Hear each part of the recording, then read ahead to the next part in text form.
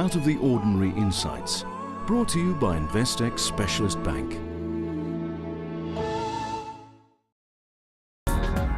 Well, welcome to this week's edition of Captains of Industry. Today I have the pleasure of speaking to the Chief Executive of Comair. That's the company that takes care of airlines such as Kalula Airlines as well as British Airways. With me is Erik Venter, the Chief Executive of Comair, and we are very lucky to be at Comair's training facilities in Kempton Park, right across the OR Tambo International Airport. Erik, thank you so much for your time and for joining us today. I must say, you are the Chief Executive of a company which is in a turmoil industry, but nonetheless you managed to post a solid set of half-year results recently for the year to end June 2013, and it should be rather exciting times for you. It is a challenging industry. The items that are typically seen as the biggest challenges are the fuel price and exchange rate and the impact they have on our cost structure. But we're actually used to those things now. We're used to that volatility. We've learned how to deal with it. But we do have to be innovative all the time. We've seen since 2001 the average airfare has only increased by 14%, but the average cost per aircraft has gone up by 163%. Now, you don't manage that kind of difference without constantly innovating and constantly finding ways to reduce your cost efficiency, constantly finding new ways to improve your revenue. So you've got to be quite active. You can't sit back. Very true. You mentioned innovation there. What kind of innovation is Comair looking to bring into the market? Well, a lot of the innovation's gone around efficiency, so it's been around fleet improvements, around IT system improvements. There's a massive amount of technology enhancement coming all the time, both around the distribution methodologies into the market, to the passengers, in terms of how we sell our tickets and products, and also around the products that we are able to sell. So integration of things like car hire and hotels into our airline booking systems, and better ways to differentiate products so that we can actually separate the passengers who only want a cheap seat from the passengers who want all the frills attached to it, and then sell one product to one passenger and a different product to another passenger. So there's a lot of that kind of technology enhancement coming through all the time, and it's a matter of sort of staying ahead of the game, identifying what could come in the future, and then trying to find where those products, the IT products and the technology is happening, and bringing that into the company. With that innovation, have you seen a positive take-up regarding your customers? Oh, definitely. I think one of the big challenges is we want to try and keep flying as affordable as possible, especially for those passengers who really just want a basic product. And so what happened in the past was you typically had one product and you'd be cross-subsidizing. So your passenger who only wanted a seat would end up paying the same kind of price as your passenger who's carrying all the extra baggage and wants all the frills attached and wants to change their tickets and all kinds of other things. And to try and keep it affordable, we're trying to separate those two. So we're saying, well, if you want all the other stuff, if you want the flexible ticket and all the other bits and pieces, you pay for that, and the guy who only wants a seat will only pay for a seat. And in that way, we can still afford to keep up with the cost pressures by getting the passengers who want all the other bits to pay for them, but we can at the same time still keep that affordable seat in the market. Let's take a look at the industry as a whole. Competition is tough, and we've seen recent entrants into the market, the likes of One Time as well as Velvet Sky, unfortunately not being able to survive the turbulence that the likes of Comair and all the other industry companies have experienced. What's the environment, and what trends are you seeing in the industry at the moment? Globally, we're definitely seeing the same kind of pressures. A lot of airlines have gone through some extremely turbulent restructuring to try and accommodate this fuel price that has gone up from around 4 Rand a litre 2 years ago to 8 Rand 50 a litre today. So it's more than doubled in 2.5 years. And so we've seen airlines in the United States that try to avoid Chapter 11 post 9/11, subsequently now going into Chapter 11 business rescue. We've seen massive restructuring in the European airlines, huge cost cutting, huge retrenchment of staff, upgrading to more efficient aircraft, and generally changing their revenue practices and how they charge for products on board the aircraft. And we've obviously had to adopt a lot of those kind of things as well to move with the cost pressures. So it's just really a case of dealing with these industry pressures as they occur. I think the other thing that we are seeing is that this differentiation between premium airlines and low-cost airlines is getting closer and closer. And particularly overseas, we haven't really seen it in South Africa yet, but overseas the traditional premium carriers are now having to compete with the low-cost carriers. So they're having to cut their costs as well, and they're coming down to a product which is not that different to a low-cost carrier product. And the other end of the scale, you've got the low-cost carriers who can't afford to only sell cheap tickets anymore, and they're having to price up into the corporate market and start offering products the premium carrier used to offer. So I think particularly in the US and European markets, we'll probably see in about 3 to 5 years' time, it'll be one model again. It'll be a standard model, and it won't be a low cost and premium anymore. One size fits all. One size fits all. In South Africa, it might take a little bit longer. We're typically about 3 years behind the global trends. So maybe 3 to 5 years beyond that, we'll see it happening in South Africa. But for now, definitely there's still a space for a premium airline such as the British Airways and a space for a low-cost operator like Kalula. And on a continental sphere, when you look at the likes of Africa, I understand that you've recently picked up on your Maputo trips between Yes. OR Tambo as well as Maputo there. What are the trends on the continent? There's a lot of hype about growth of the African economy, but one of the challenges we have is that the volume of passengers flying in Africa is still very small.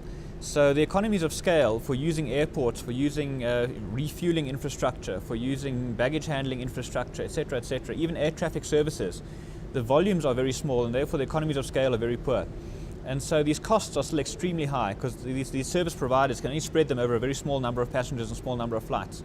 So we've got a bit of a chicken and egg problem here because the airlines can't afford to go in and make a loss in the hope that eventually they'll grow the volumes to cover their costs. The service providers can't afford to provide cheap enough services because they won't recover their costs. So someone in the end has got to put money in to make this economy of scale situation work. And the only real solution is the GDP growth of countries themselves. So I think we'll get to the point where the GDPs have grown adequately to get genuine growth of the travelling market in Africa, but we're still a little way off. I'd say probably another 5 to 10 years before we get adequate volumes in Africa to really see the same kind of ticket pricing that we see in South Africa today.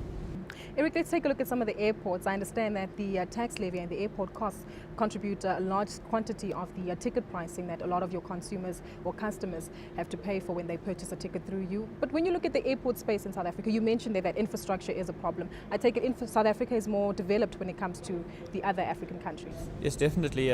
We do have the volumes, but I think even despite the volumes, we've actually gone beyond what we can afford, quite honestly. We've got very nice airports. But the truth of the matter is we're paying for. And my analogy is always, would you pay to go through a marble-plated entrance into ShopRite?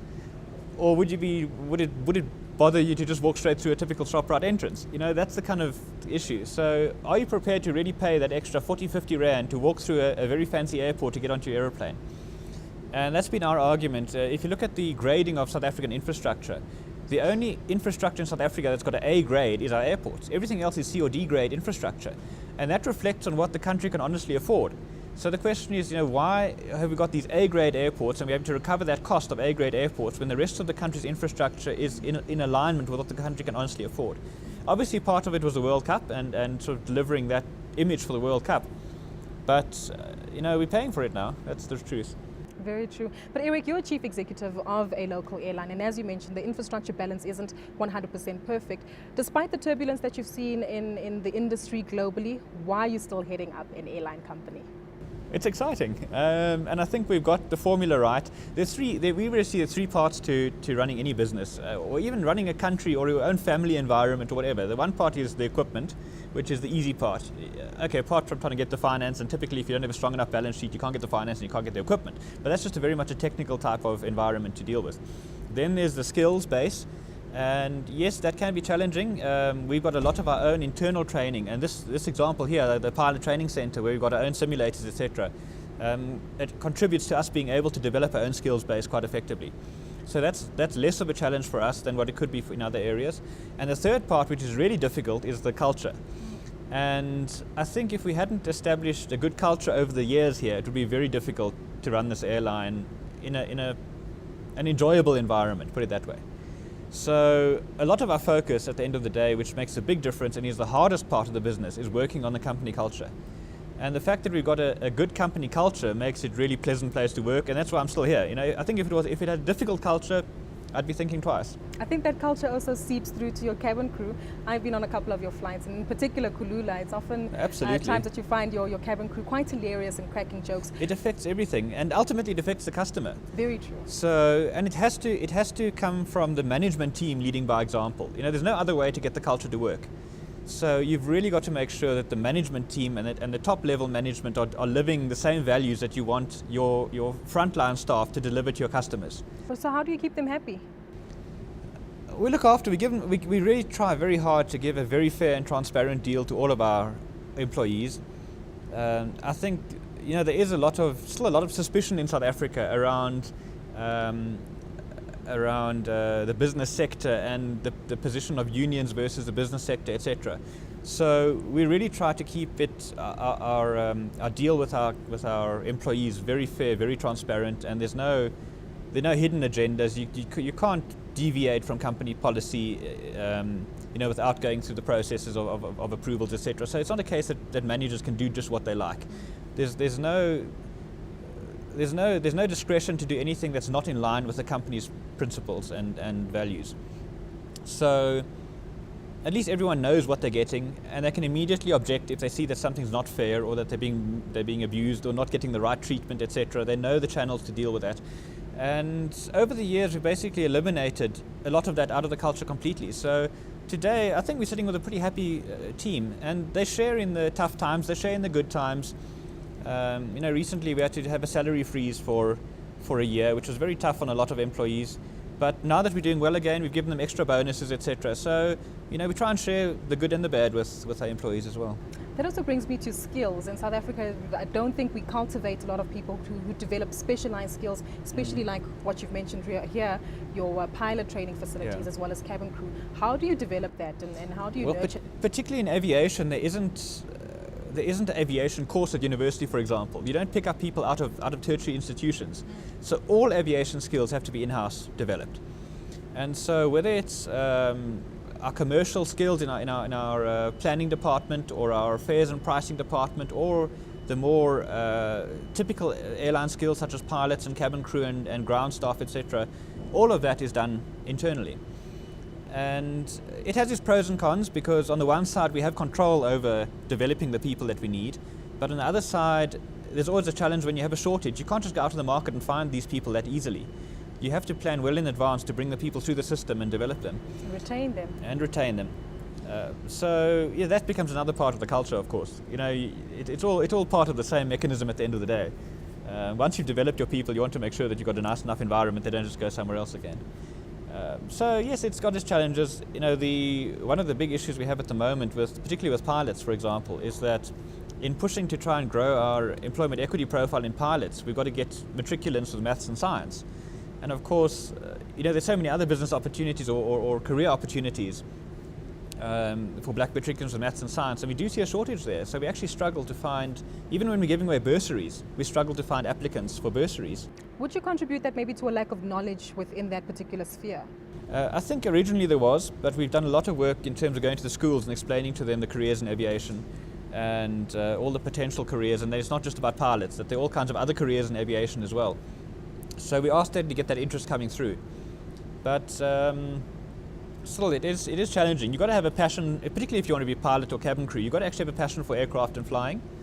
And we need to grow that passion in the school leavers, that they want to really get into this industry. I think once you're in, you'll discover you never want to leave again, because it is quite exciting at the end of the day. But you've got to get people hooked to start with.